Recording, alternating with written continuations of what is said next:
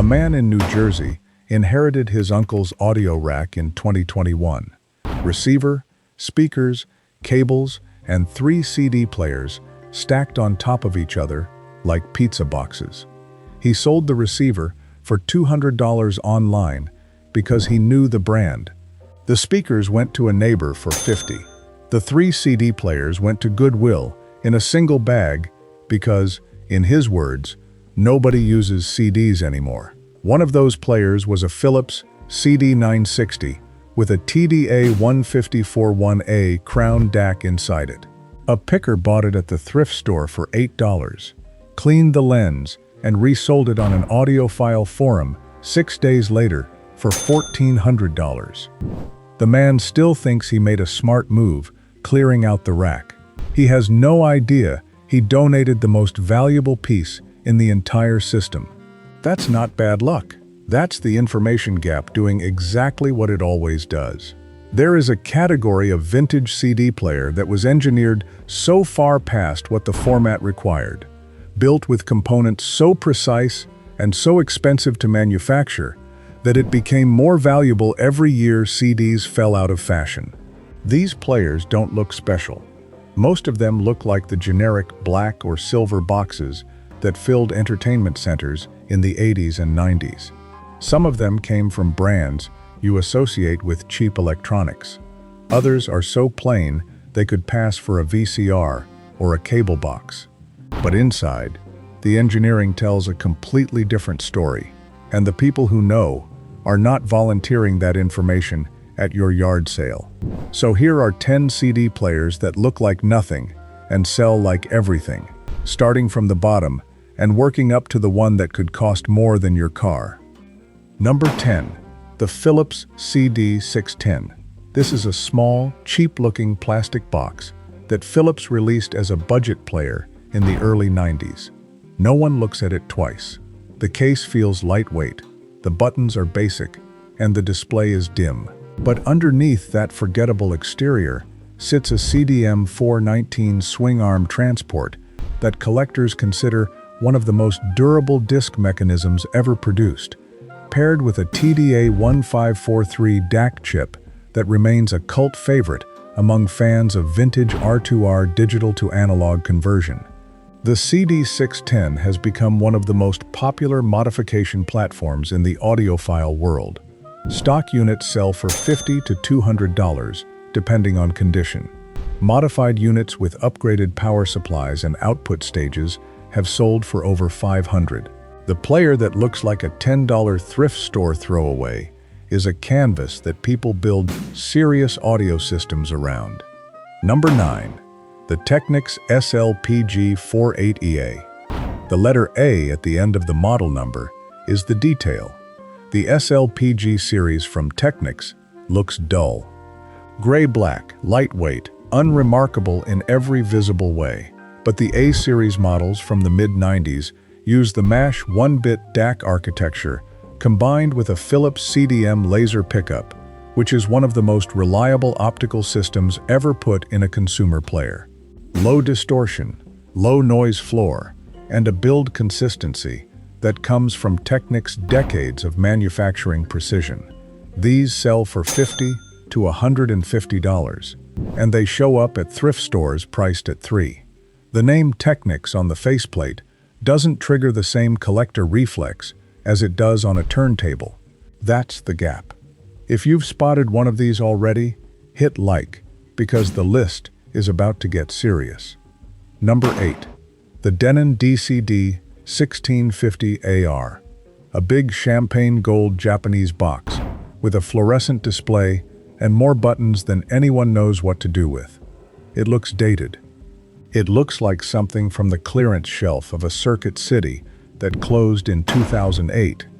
But the DCD 1650AR uses Denon's Alpha processor, a 20-bit 4-DAC advanced superlinear converter, 8 times oversampling digital filtering, and a floating suspension laser mechanism designed to isolate the disc from vibrations at the molecular level. 3 separate transformer windings supply the laser, the analog stage, and the digital display independently so that electrical noise from one section cannot leak into another. This player retailed for over $1,000 new. Serviced units now sell for $200 to $500 and rising. You will find one at an estate sale sitting next to a dusty stack of jazz CDs, priced at $15 because the family thinks it's just an old disc player. It's not. Number 7. The Sony CDP-101. This is the world's first commercially released compact disc player. Sony launched it in Japan in October 1982 at 168,000 yen, roughly $730. The case is made entirely of plastic. The front panel looks like a VCR from the same era, with a dim vacuum fluorescent display and a headphone jack with a manual volume dial. It looks like a museum piece in the worst possible way. But that's exactly why it's valuable. The CDP-101 is a landmark in audio history, and clean working examples now sell for $300 to $750. Units with original packaging, remote, and documentation have been listed at over 1,000. The player that most people would toss in an e-waste bin without a thought is a piece of technological history that collectors treat the way car enthusiasts treat a first-year Corvette. Number 6. The Marantz CD94. Released in 1986 as Marantz's flagship, the CD94 has a plain champagne faceplate with small black text and none of the visual drama that makes Marantz receivers so recognizable. No blue glow, no signature aesthetic, just a heavy, flat, unremarkable-looking box that weighs far more than any CD player should. Inside, it uses the Philips TDA-1441A DAC, the same chip that powers several players higher on this list, paired with a CDM1 transport and an over-engineered power supply section that separates analog and digital circuits with military-grade shielding. Serviced units sell for $500 to $1,200. The Campanitz CDA-94 outboard DAC, if found together with the player, pushes the pair well past $1,500. But the CD94 by itself looks like every other late 80s component player that people stack in boxes and haul to donation centers. That's the mistake. Number 5. The Pioneer PD91. This is an enormous player, heavy, wide, deep, and built with Pioneer's stable platter mechanism, which clamps the disc from above and spins it label side down to reduce vibration. The digital conversion uses Burr Brown DACs in a configuration that was designed to compete directly with players, costing 3 times as much. The PD91 looks like a piece of office equipment. It has none of the showroom appeal of Pioneer's receivers, but it is one of the most respected CD players in the vintage market, and clean examples with original remotes sell for $500 to $1,200. The size alone makes it a target for disposal. Nobody wants to move a CD player that weighs 30 pounds, except the person who knows what it's worth. Now pay close attention, because this is where the list stops being about hundreds and starts being about the kind of money that changes how you think about old electronics entirely. Number 4. The Philips CD960. This is the player from the opening story, and it deserves its own entry because it is one of the most sought-after CD players in the world. The CD960 uses the Philips TDA-1541A DAC in its highest graded variant, known among collectors as the Crown version, a chip selected for tighter manufacturing tolerances that produces a smoother, more analog-sounding output. It pairs that DAC with the CDM1 swing arm transport and an SAA7220 digital filter running at 4 times oversampling that avoids the harsh brick wall filtering that made early digital sound metallic. Philips designed every component in this player as a tightly matched system, which is why it still holds a reputation that most modern players cannot touch. Clean units sell for $600 to $1,500. The player looks like a generic component from 1987.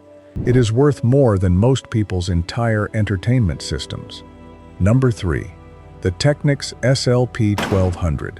This is a broadcast-grade CD player, built for radio stations and DJ booths. Pitch control, cue to music, fader start, and a transport mechanism built to survive being slammed open and closed thousands of times. It looks like a professional tool, not a collectible. The faceplate is busy, functional, covered in buttons that make no sense to a civilian. But the SLP-1200 was Technic's statement piece for professional audio, and it used the same engineering philosophy that made the SL-1200 turntable a legend. Working units sell for $700 to $1,700. Non-functional units still sell for hundreds because the parts, especially the transport mechanism and the DAC board, are worth a fortune on their own. If you see one at a studio liquidation sale or a broadcast equipment auction, do not walk past it. Number 2. The Sony CDP-R10. Released in 1993 as Sony's cost-no-object reference player, the CDP-R10 used a proprietary fixed pickup mechanism where the laser stayed still and the disc moved across it, the exact inverse of every other CD player on the market.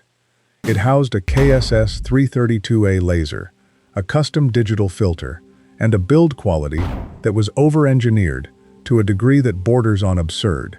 The player weighs over 40 pounds. It won every major audio award the year it launched.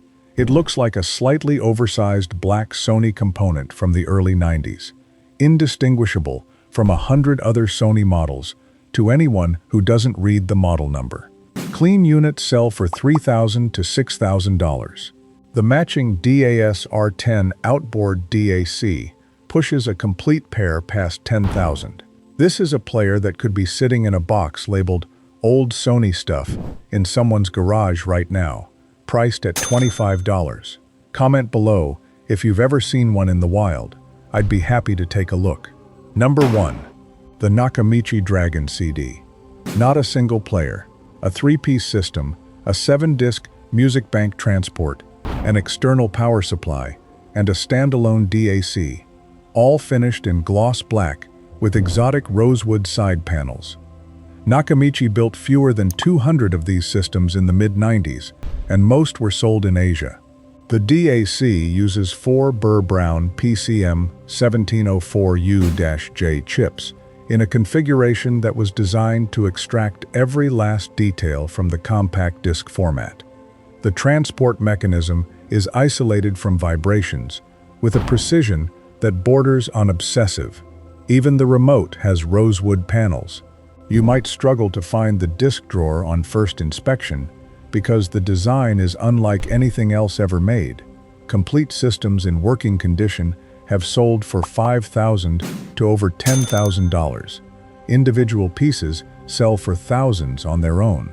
This is the rarest, most valuable production CD player system ever built, and if you found one at an estate sale, you would almost certainly not recognize it, because it looks like 3 unmarked black boxes stacked on a shelf.